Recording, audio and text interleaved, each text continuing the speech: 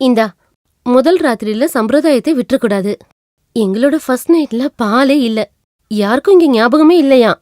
அதுக்கப்புறம் தான் ஹோட்டல்ல போய் பால் வாங்கிட்டு வந்து கொடுத்தாங்க. அதுவும் பால் இல்ல, பால்கோவா.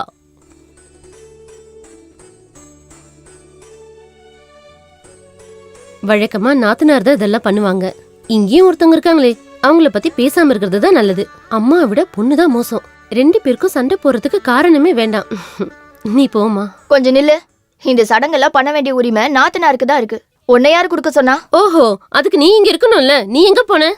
நான் கல்யாணம் பண்ணிக்கும் போது இந்த உரிமையெல்லாம் பார்க்கவே இல்ல. தேவையில்லாத பேசாத, நீ போமா. மணப்பெண் கையில் பாலை எடுத்தபடி மெதுவாக சென்றாள். அவளை கண்ட மணமகன் பாடினான். பால் கொடுக்க வந்தவளே, நாளைக்கு எனக்கு பால் ஊத்த போறவளே, பால் கொடுக்க. ஒண்ணுதான் கேடு. போறீங்களா? நான் பாடினது பிடிக்கலையா? ஓ, பால் வேண்டாமே. இல்ல இதுல கொலஸ்ட்ரால் அதிகமா இருக்கும்ல, அதனால தான். இல்ல பரவாயில்ல, இருக்கட்டும். ஃபர்ஸ்ட் நைட் எப்பவுமே பால்ல இருந்தானே ஆரம்பிக்கணும்.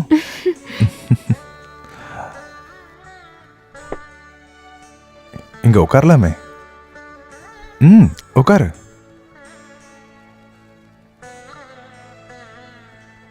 மணி இப்பதான் 10:30 ஆகுது. 10:30 மணிக்கு இருக்கிற சுப முகூர்த்தத்துல தான் நம்மளுடைய முதல் ராத்திரி ஆரம்பிக்க போகுது.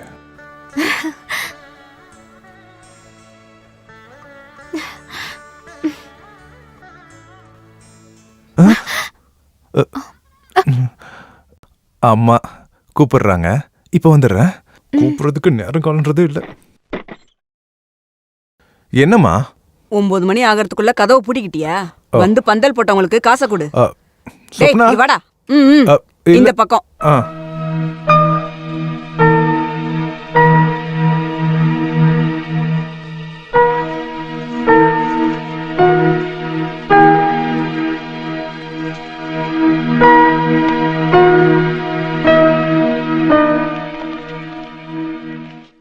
பந்தல் போட்டவங்களுக்கெல்லாம் காசு கொடுக்க வேணாமா? அதுக்கு எதுக்கு அவனை கூப்பிட்டீங்க? நான் கொடுத்தா வாங்க மாட்டாங்களா? அவங்களுக்கு எவ்வளவு கொடுக்கணும்னு வாசுக்கு தானே தெரியும். அது எவ்வளோன்னு கேட்டு நானே கொடுத்துக்கிறேன், நீ மேல போ. உங்களுக்காச்சும் ஒரு காமன் சென்ஸ் இருக்கே. அம்மா, முத நாளே நீ ஆரம்பிச்சிட்டல. ஆமாண்டா, எதுவும் கேட்க கூடாதா?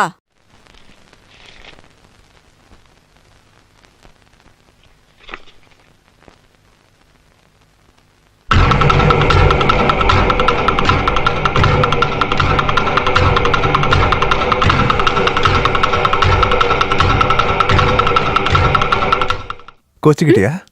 சாரி. ரங்கநாதன் லெட்டரா? அன்புக்குரிய வாசுவுக்கும் மணப்பெண்ணுக்கும் உங்களுடைய தாம்பத்தியம் ஒரு நடன கலையை போல ஆரம்பிக்கட்டும். காலப்பிழையோ ரொம்பவும் அவசரமும் இல்லாம அழகான ஒரு புதிய வாழ்க்கைக்கு என்னுடைய மனமார்ந்த வாழ்த்துக்கள். அன்புடன் உங்கள் குன்னூர் ரங்கநாதன். இவர் என்னுடைய தூரத்து சொந்தக்காரரு. இவரு பாட்டி கல்யாணம் பண்ணது ஒரு நடன கலைஞர, இந்த ரங்கநாதனோட தாத்தா. அந்த வழியில பார்த்தா இவரும் எனக்கு ஒரு அண்ணன் மாதிரி தான். இவரு பெரிய பணக்காரரு, கலை ரசிகரு. ஆனா பொண்ணு விஷயத்துல இவர் ரொம்ப வீக்கு. புரிஞ்சுதா? என் மேல ரொம்ப பாசமா இருப்பாரு. எனக்கு இன்னும் கல்யாணம் ஆகலன்னு தெரிஞ்ச உடனே என்கிட்ட பேசினாரு. உனக்கு சிவப்பா இருக்கிற அழகான பொண்ணு வேணுமா இல்ல பணம் வேணுமான்னு கேட்டாரு. நான் சிவப்பா அழகா இருந்தாலே போதும்னு சொன்னேன். அதுக்கப்புறம் தான் ரங்கண்ண மாமாவை என்கிட்ட அனுப்புனாரு. உண்மையை சொல்லணும்னா நம்மளோட கல்யாணம் நடக்கிறதுக்கு காரணமே அவர் தான். ஒரு நாள் ரங்கண்ணனை கூப்பிட்டுட்டு நல்ல சாப்பாடு போட்டு அனுப்பணும். பயப்படாத, நீ நினைக்கிற மாதிரி மோசமான ஆள்லாம் இல்ல. ரொம்ப மரியாதையான மனுஷன். ரொம்ப கௌரவமா நடந்துப்பாரு. அவரை பார்க்கணுமே. அவரை எந்த பொண்ணு பார்த்தாலும் விரும்பிடுவாங்க. இல்ல, நம்ம எதுக்கு இப்ப மத்தவங்க கதையெல்லாம் பேசிட்டு இருக்கணும்? அப்புறம் என்னோட குடும்பத்துல இருக்கவங்க எல்லாத்தையும் பாத்தியா? ஓ, கை என்ன இவ்வளவு சில்லுன்னு இருக்கு? அழகான பொண்ணுங்க கையெல்லாம் இப்படிதான் சில்லுன்னு இருக்குமா? என்ன இதுக்கு முன்னாடி அழகான பொண்ணுங்க கை பிடிச்சிருக்கீங்களா? ஐயோ, முதல் முறையா பாக்குற பொண்ணும் கைய பிடிக்கிற பொண்ணும் நீதான்.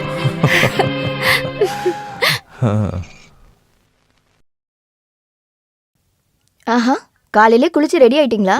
அண்ணன் இன்னும் எழுந்திருக்கலையா? எழுந்தாச்சு, குளிக்கிறாரு. இது எத்தனை பவுன் இருக்கும்? 5 பவுன். இந்த ஒரு செயின் மட்டும்தான் இருக்கா? இல்ல, இன்னமும் இருக்கு. நீ பார்த்தல்ல. உடம்பு முழுக்க நகையை போட்டுதான் அம்மா என்ன அனுப்புனாங்க. கீர்த்தி அண்ணியும் அப்படிதான் வந்தாங்க. பெரிய அண்ணன் சாதாரண ஸ்கூல் டீச்சர், சின்ன என்ன கவர்மெண்ட் எம்ப்ளாயி, சொல்லி என்ன பிரயோஜனம்? வாசு என்ன அழக பார்த்தது அப்படி பண்ணிட்டாரு, அது உங்களோட அதிர்ஷ்டம். 10 நாள் ஆச்சுன்னா அழகோட மகிமை குறைஞ்சிரும். விடிஞ்சி ரொம்ப நேரம் ஆகுது. புது பொண்ணு இப்பதான் எந்திரிச்சு குளிச்சிட்டு வரீங்களோ? சீக்கிரமா போய் அடுப்படியில் இருக்கிற வேலையை பாரு. போ, போறத பாரு. இவ்ளோ கோவம் வருது உங்களுக்கு? இப்ப நார்மலா இருக்கீங்க. நார்மல் ஆயிட்டேன்னு நீ ரொம்பலாம் சந்தோஷப்பட்டுக்காத. உன்னை அழ வைக்க கூடாதுன்னு தான். அது இருக்கட்டும், உங்ககிட்ட ஒன்று கேட்குறேன். இந்த கச்சேரியில தொட்டுலாம் நடிப்பாங்களா, இல்ல தூரமா நின்றுதான் நடிப்பீங்களா? இல்ல எனக்கு இதை பத்திலாம் தெரியாது, அதான் கேட்குறேன். நான் இது வரைக்கும் ஒரு ட்ரூப்ல தான் போயிருக்கேன். அதுல தொட்டெல்லாம் நடிச்சதில்ல. டான்ஸ் தான் அதிகமா இருக்கும். எப்பவும் நைட்ல தானே ப்ரோக்ராம் இருக்கும். ஆமா. நீ தனியாவா போவ? இல்ல, வீட்டுக்கு பக்கத்துல இருக்க முஸ்தபான்னு ஒருத்தர் வருவாரு. முஸ்தபாவா? முஸ்லிம்ஸ் கச்சேரி பண்றாங்களா? அதுவும் நாடக கம்பெனில? கச்சேரிக்கு வர மாட்டாரு. அப்பாவோட டான்ஸ்க்காக பாட போவாரு. அப்பாக்கு உடம்பு முடியாதப்போ எனக்கு துணையா அவர்தான் இருந்தாரு. நீ சொல்ற கதையெல்லாம் ரொம்ப வித்தியாசமா இருக்கே. அந்த கச்சேரியில பாடுறவரு ஒரு முஸ்லிமா? நல்லா இருக்கு. அம்மாவா தான் இருக்கும், டிஸ்டர்ப் பண்றதுக்காகவே வருவாங்க.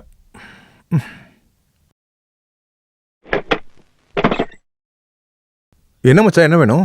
குன்னூர் ராமநாதன் ஃபோன் பண்ணாரு. என்ன விஷயம்? அவரு நாளை காலையில இங்க வராராம், உங்க 2 பேரையும் பாக்குறதுக்கு.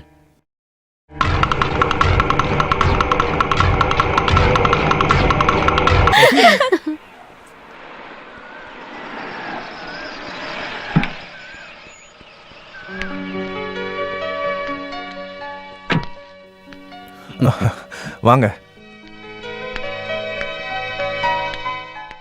நான் வரேன்னு நீ ஒரு நாள் லீவ் போட்டல? ஆமா. அப்படியாவது நீ ஒரு நாள் லீவ் எடுத்தியே, நல்லதுதான். இருந்தாலும் நீங்க என்னோட கல்யாணத்துக்கு வந்திருக்கலாம். உண்மையை சொல்லணும்னா உன் கல்யாணத்துக்கு வரணும்னு ரொம்ப ரொம்ப ஆசைப்பட்டேன். முடியாம ஆயிடுச்சு. ஒரு லாங் டூர் போக வேண்டியதாயிடுச்சு. ஒரு கதக் டான்ஸ் குரூப்போடு சேர்ந்து நிறைய இடத்த சுத்தி பார்த்தேன். காசி, ஹரித்வார், அந்த மாதிரி நிறைய இடம் பார்த்தேன். ரொம்ப அற்புதமான அனுபவம். அப்போ நீங்க கோவிலுக்கெல்லாம் போக ஆரம்பிச்சிட்டிங்களா? சாதாரணமா வாழ்ந்து சலிச்சு போச்சு, அதான் ஆன்மீகவாதி ஆயிடலான்னு. அம்மா இல்லையா? யாரும் இல்ல. அம்மா, நிர்மலா, அண்ணன், அண்ணி எல்லாரும் ஸ்ரீதர் மாமாவோட பேரனுக்கு ஃபங்க்ஷன் சொல்லி கோயம்புத்தூர் வரைக்கும் போயிருக்காங்க. ஸ்ரீதர் மாமாவும் அதிர்ஷ்டசாலிதான். உன் மனைவியை நான் பார்க்கவே இல்லையே. இத கூப்பிடுறேன். சொப்னா, இவதானே என்னோட மனைவி சொப்னா.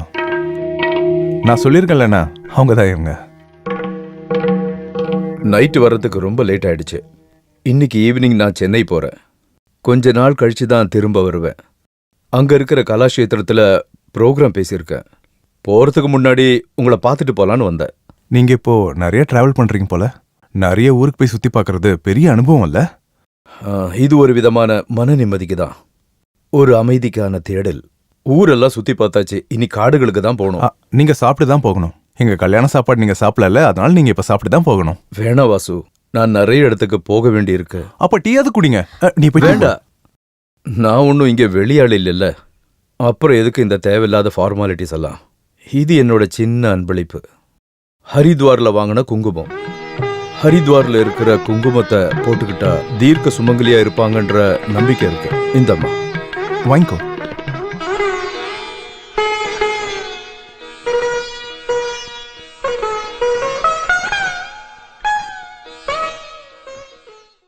நீங்க 2 பேரும் வீட்டுக்கு வரணும். கண்டிப்பா. உடனே இல்ல, நான் திருப்பி வந்ததுக்கு அப்புறம். நான் போனா எவ்வளவு நாள் ஆகும்னு உனக்கு தெரியும்ல. வர்றது நீங்க 2 பேர் மட்டும் இல்ல, 3ஆவது ஆள் கூட வரலாம். ஓ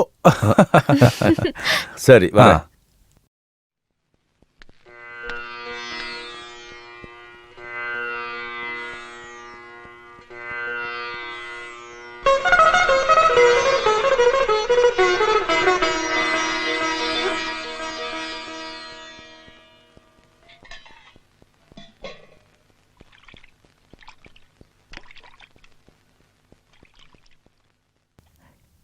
நீங்க கவிதை எழுதுவீங்களா?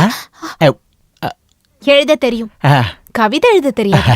கண்ணுக்கு மை அழகு, கவிதைக்கு பொய் அழகு, அவரைக்கு பூ அழகு. ஓ, உன் தலையெழுத்த பாத்தியா? இங்க 2 குண்டுச்சிங்க இருக்காங்கல்ல, அவங்க வந்து வேலையை பார்க்கலாம்ல. நீ இங்க தனியா கஷ்டப்படுறத பார்க்கும்போது என் மனசு தவியா தவிக்குது. உன் கண்ணில் நீர் வழிந்தா. நீங்க சொன்னதுல ஒருத்தவங்க உங்க பொண்டாட்டி தானே?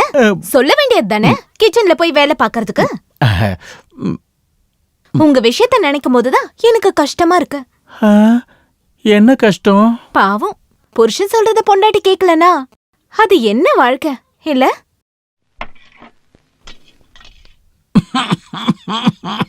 ஐயோ, எப்பவும் இருமல் வருமா? அப்படியெல்லாம் இல்ல, பீடி குடிக்கும் போது இருமும், அவ்வளவுதான். கவனமா இருங்க. நீங்க இருமறத பார்த்தா டிபி இருக்கும்னு நினைக்கிறேன். டாக்டர் கிட்ட போய் காட்டலன்னா செத்து போகிறது கூட வாய்ப்பு இருக்கு. பயமுறுத்தாதமா, என் ஹார்ட்டே வீக்கா இருக்கு. பீடிக்கும் டிபிக்கும் எந்த சம்மந்தமும் இல்ல. பீடி வேற, டிபி வேற. கொஞ்சம் வெளியே போறீங்களா? பீடி நாத்த தாங்க முடியல. பீடி பிடிக்க வேற இடமே கிடைக்கலையா? அம்மா, ஐயோ, அம்மாவை கூப்பிடாத. ஆசை வச்சேன் உன் மேல, அரளி வச்சேன் கொள்ளையில. ஆசை வச்சா நல்லதம்மா, இல்ல அரளி வேத. நல்லா திட்டினீங்க. பீடி குடிச்சிட்டு ஏன் பின்னாடி சுத்துவாரு? எவ்வளவு திட்டினாலும் வெக்கமே இல்லாத ஒரு ஜந்து.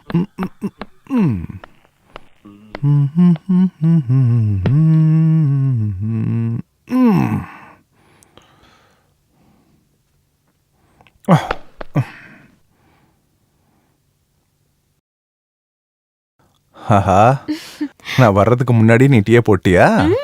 ஆபீஸ்ல இருந்து நீங்க வரும்போதே டீ ரெடியா இருக்கணும்னு சொன்னீங்கல்ல. அதுவும் சரிதான். என்ன இவ்ளோ சக்கரை போட்டிருக்க? இப்படியே போச்சுன்னா நான் சீக்கிரம் சுகர் பேஷண்ட் ஆயிடுவேன். இன்னைக்கு இனிப்பா சாப்பிட வேண்டிய நாள், அதனால தான் நான் வேணும்னே போட்டேன். அப்படி என்ன விசேஷம்? இன்னைக்கு நம்மளோட வாழ்க்கையில ரொம்ப முக்கியமான ஒரு நாள். முக்கியமான நாளா? ஆமா, நீங்க இப்போ அப்பா ஆக போறீங்க. உண்மையாவா?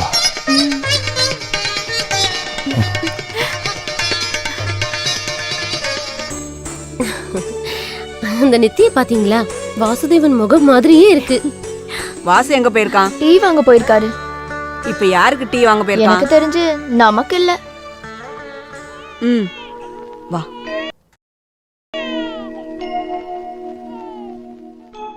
டேய் அப்பு, நீ கணக்கு போட்டு பாத்தியா?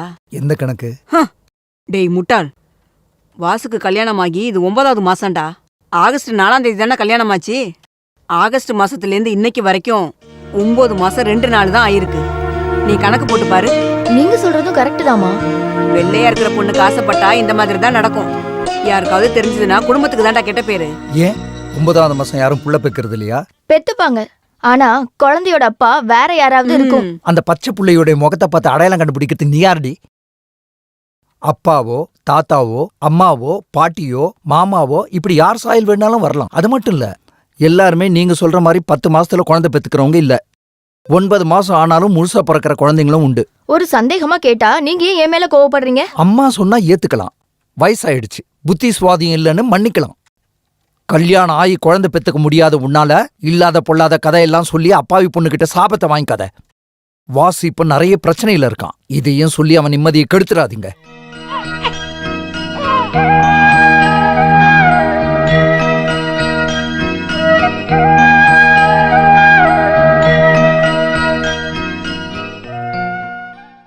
அந்த குழந்தைக்கு நம்ம வீட்டுல இருக்கிற யாரோட ஜாடையுமே இல்ல, அவங்க ஆத்தா வீட்டு ஜாடையுமே இல்ல. அப்ப அந்த குழந்தைக்கு யாரோட ஜாடை இருக்குன்னு எனக்கு தெரியும். நானும் அதுதான் யோசிச்சுட்டு இருக்கேன். டான்ஸ் ஆடிட்டு சுத்திட்டு இருந்தால. இருந்தாலும் என் வாசுக்கு இந்த மாதிரி ஒரு நிலைமையா வரணும்?